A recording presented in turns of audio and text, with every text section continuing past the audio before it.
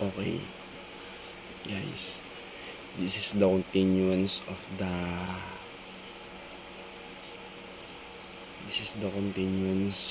forensic 3 topics. Ano nga ba yung mga action of poisons? Diba, nandyan na yung local. Pag sinabing local, changes produced on the part which the poison comes in contact. Kumbaga sa local, nagkakaroon lang ng changes or nagkakaroon lang ng changes talaga or yung effect ng isang poison kung saan lang din, diba, sinalpak yung poison. Yan. Sinabing remote, changes produced in distant part away from the site of application. Ibig sabihin, parts away from the site of application. Halimbawa, nilagay mong lason, pinahid mo sa likod, pero sa dibdib nagkaroon ng effects. Yan. For example naman sa combine, the effect of poison is not locally at the site but also affects the organs. Ibig sabihin na ito sa organs na mismo umipik yung poison. Posology,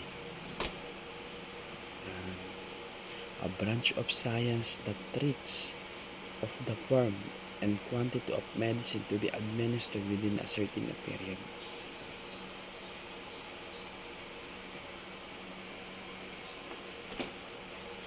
Ano ba yung mga kind of dose natin? Yan. Nandiyan na yung safe dose, toxic or poisonous dose, lethal dose, minimum dose, yan, maximum dose. Safe dose ay dose. Ayan, safe. Hindi nakaka-apekto sa kalusugan ng tao. Toxic ay poisonous dose na nakakalason. Yan. Pag sinabi natin lethal dose, nakakamatay. Pag sinabi natin minimum dose lang ay maaaring mag-produce na yun ng kamatay sa isang tao. At ang maximum dose, ito cross maximum dose para mamatay isang tao.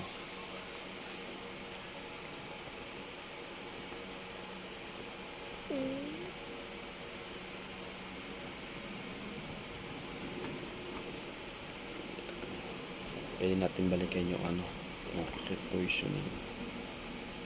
Pag sinabi po natin acute poisoning, prompt action. Agad, kumbaga agad.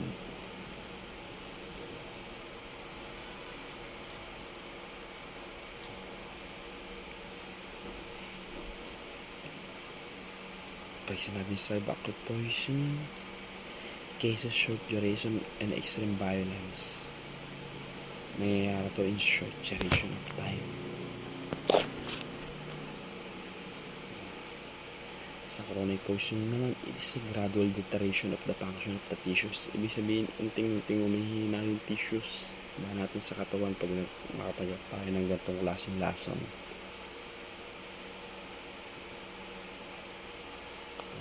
Diyan na rin papasok ang ating accidental poisoning.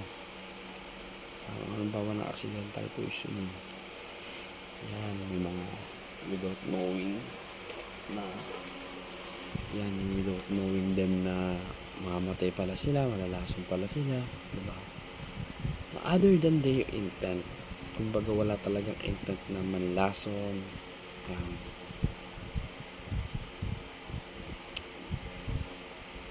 Suicidal. Pag sinabi po natin suicidal,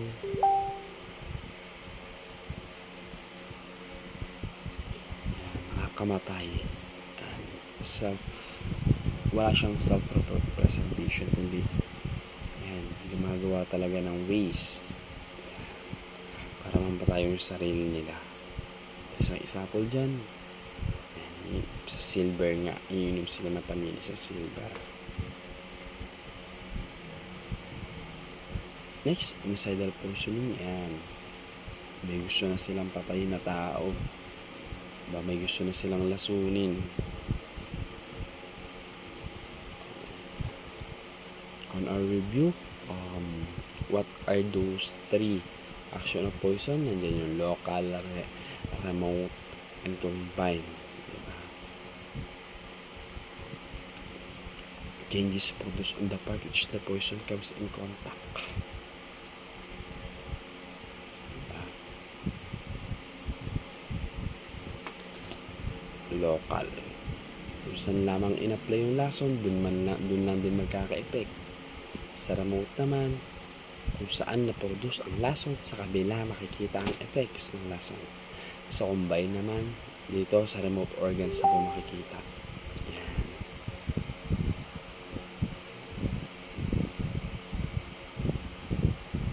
Sa remote organs na po makikita yung lason dyan.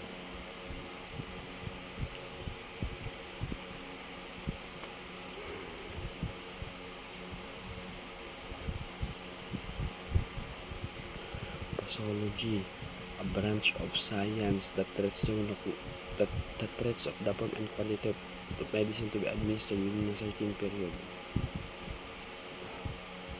Kumbaga yung pathology, ito naman yung parang parang gamot siya sa poison. Kasi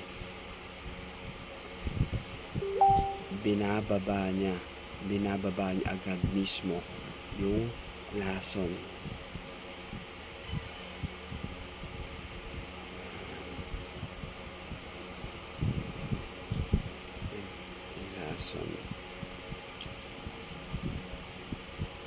Okay.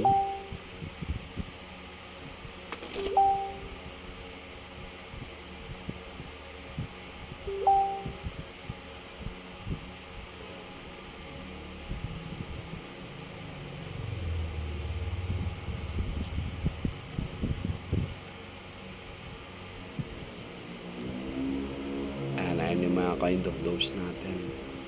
Safe dose, toxic or poisonous dose. Ayan, mga nakakamatay na. Yung safe dose ay yung kinakaya lang ng katawan natin. Toxic ay yung nakakamatay na dose.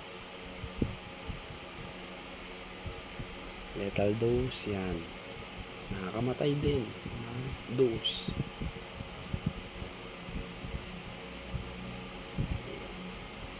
Minimum dose, yan. Yung kinakaya naman ng tao. Yung maximum dose, yan, medyo mabigat-bigat yan. Yung pinaka highest na kayang i-maintain ng dose ng isang tao. Kaya may tolerance dose din tayo, tinatawag eh. Distinguishing poisoning from disease. Yan, ano nga ba yung pag-distinguish natin yung poisoning from disease? Symptoms of poisoning come suddenly upon a person who previously has been in good health, while disease is usually preceded by a number of hours, days, or even weeks of local and general disposition. Yung symptoms ng poisoning at disease ay magkaiba. Sinasabi sa symptoms of poisoning na they are previously in good health naman. Pero sa disease, yan, may number of hours, lumipat ng oras, lumipat ng araw, week, yan, months. Hindi nadamdam pa ninyo yung sakit. In case of poisoning, the symptoms commonly make their appearances after taking good of medicine.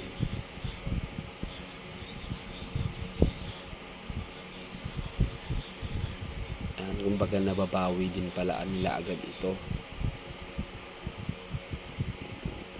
Nababawi din pala agad nila ito. Nakikita rin nila yung appearances nila.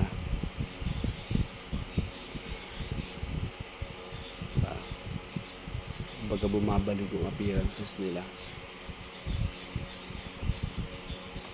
In case of this, several person take some foods and drink, they should allow similar symptoms. Yan. Pero mis nagkakaroon agad ng symptoms pag nakainom, pag may nakain ang isang tao or nainom. Diba?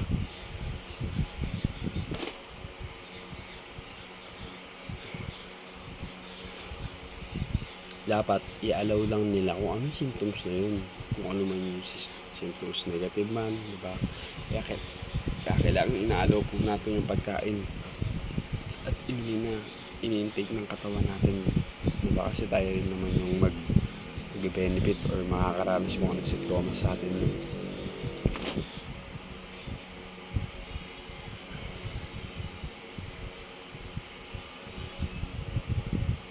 Diseases are generally much slower in their progress and are preceded by circumstances as exposure, day symptoms, and general and local indisposition of longer duration.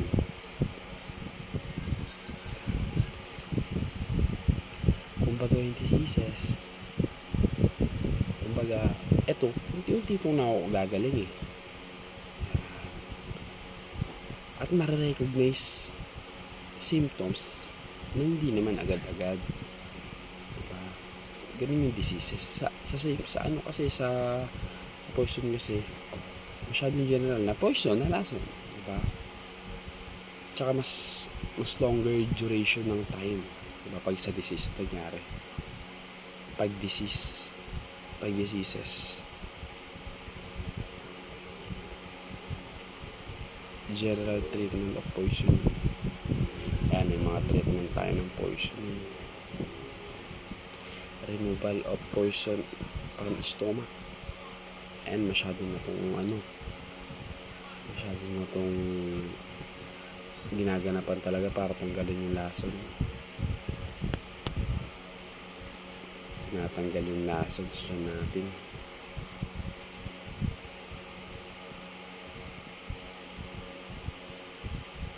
Administration of antidotes.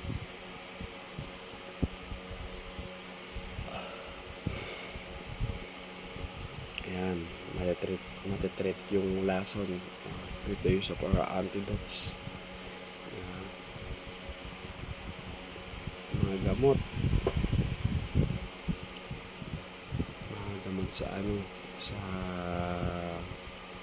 sa lason. Kailan po, CR lang ako.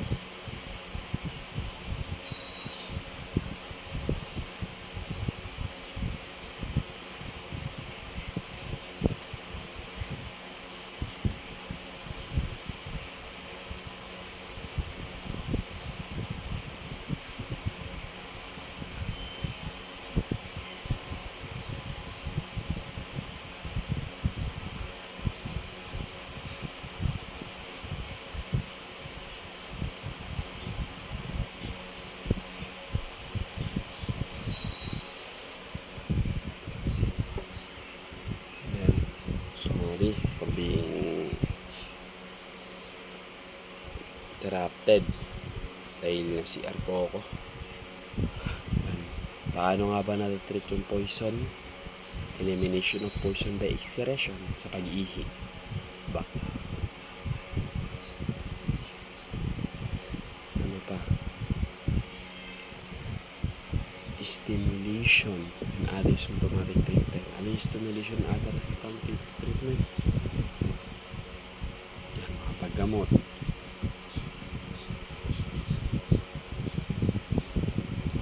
Para maiwasan yung sintomas, special treatment, and pupunta na ito sa doktor.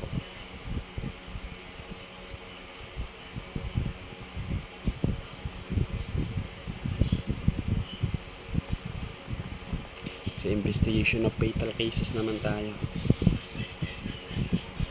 In the investigation of fatal cases,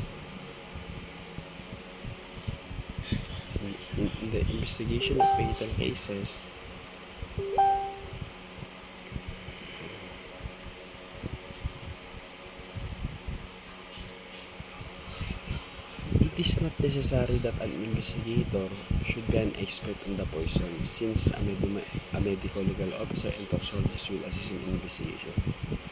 But it is important and it will be a great help to review knows the following. Di na kailangan maging expert sa opinion. Pero dapat may mga alam siya na kinakailangan.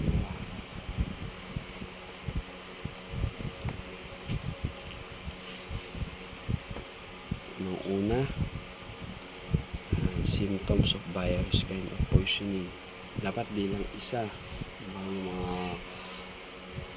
mga alam niya.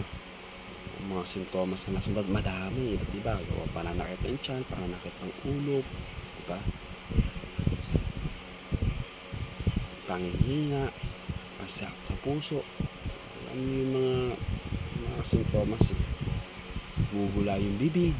Yan. May mga ganyan daw dapat knowledge ang isang investigation sa fatal cases. Ulitin ko, di niya na kailangan ba yung eksperto sa poisons.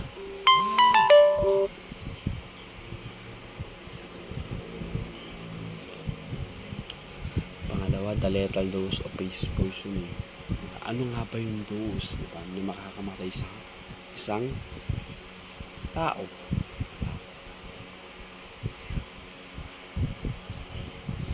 Ano nga ba yung mga dose? Ayan. Siyempre, para maiwasan din nila, enroll ako kung meron na mag-take ng dose na yun. This is someone to take drugs that detrimental, the dose that detrimental to their health. 3. The length of the time that may elapse after the poison has been taken before death occurs. Dapat malaman ng isang investigator, kung kailan nakamatay bago pa man ito diba? Bago kung kailan nag-take. Diba? Kung anong oras may epekto ang poison at namatay ang tao. Yan, that alam na yun. Yung time na ang poison ay nag-elapse sa katawan ng tao at namatay ang tao. Where the poison was obtained. Saan makakuha ang poison? Maaaring sa drugstore, sa pamilihan ng mga substance, mga tawas, mga ganyan. Sa bilihan ng silver, kung silverman.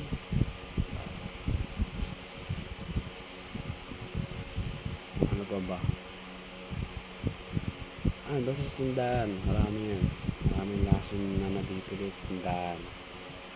The chemical formula of poisons, ano ba yan? Meron ba yan cyanide? Meron ba yan basta yung mga nakakalason. Kanina binanggit ka kanina, may mga nakakalason. Yung mga nakakalason, strychnide, cantatride, diba? Kaya chemical property. May bromide, may sulfuric acid. Yung mga nakakalason. meron digitalis, meron salicylic acid, tomaine, diba? Venom. Ayan yung mga nakakalason na na substance.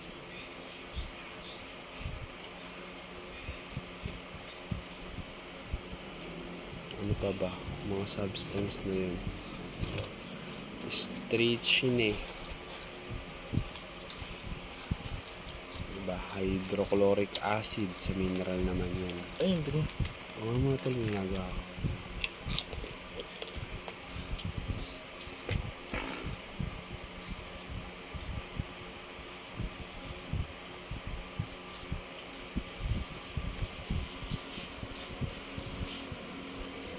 The other names, it is known in the market. Ano nga ba yung mga tawag dun sa mga drug, sa mga poison na yun?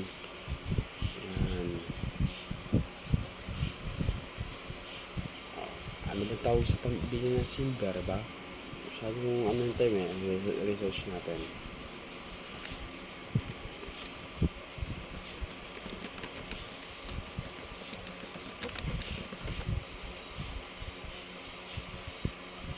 Tinatawag din tawag siyang tarnish remover, diba? Tan X, ayun yung mga tawag. Silver polish, silver cleaner, tarnish remover, silver dip, ayun tawag ng mga ang tawag natin sa lason ng silver, sa lason ng panlinis ng silver. Ano pa yung mga lason?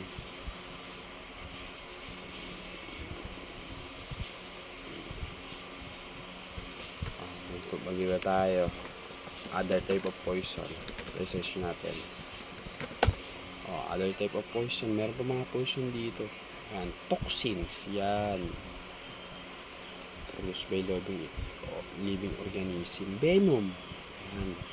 Mga galit sa snakes. Ayun yung mga poisons natin na pwede natin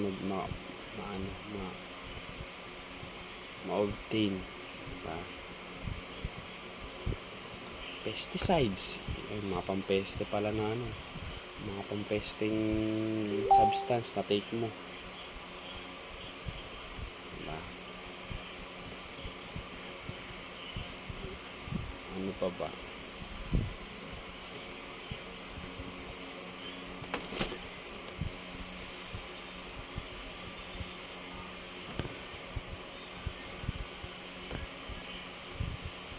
Nandiyan din yung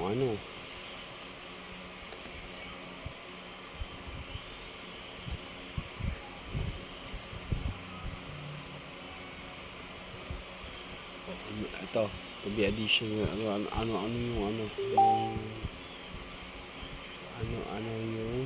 harmful influence, diba?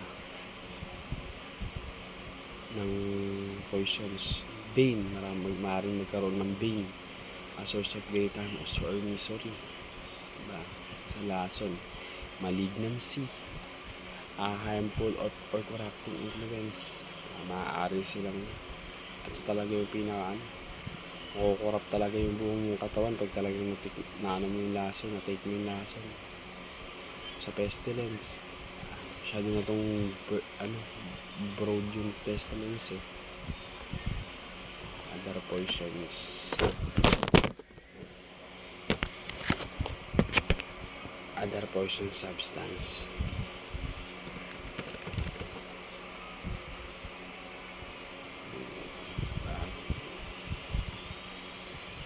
Mga dangerous substance, diba? Nandyan yung cleaning agents, rodenticide, disinfectants, kinukonsider din po natin sila na lason. Tangga tayo dito. Ano nga ba uses of poison? Sa nga lang ba ginagamit ang poisons? Sa mga peste lang dapat. Kung sa tao, mahalaga ang buhay ng tao. Ayan, natapos na po yung forensic 3M. Ang nagamit lang na oras para ma-discuss itong subject ito ay 2 hours, almost 2 hours lang din. sakali man yung nananapan tayo ng 3 hours, magdagdag din lang tayo ng 1 hour tapos ibang subject. That would be all. Thank you.